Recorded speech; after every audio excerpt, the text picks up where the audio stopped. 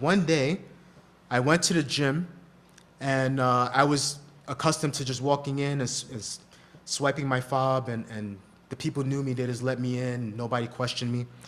But there was one particular guy who didn't. He was never there. He didn't work there. In fact, he told me he worked at another location, and he was only there for one day. So I went, as my usual. I swiped my fob key, and I started walking away. He said, "Hold on." He said, "Wait a minute." He said, the system is saying that you're not a member. And I said, "Oh, that's strange. No. I'm a member. That must be a mistake." And he took my word for it. He said, "Okay, no problem. Have a good workout." I go upstairs and I start working out. But now, because I lied, that sin was just weighing heavily on me.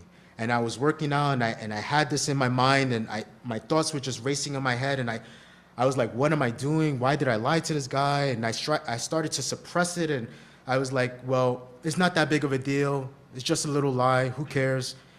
But those thoughts didn't leave my mind. It brings me to a verse in John chapter 8, verse 34, where the Lord Jesus says, he who commits sin is a slave of sin. And it rings true, because if you go back into the Old Testament, where we just read in Proverbs, it says, he who commits sins is tangled in the ropes of his own sin.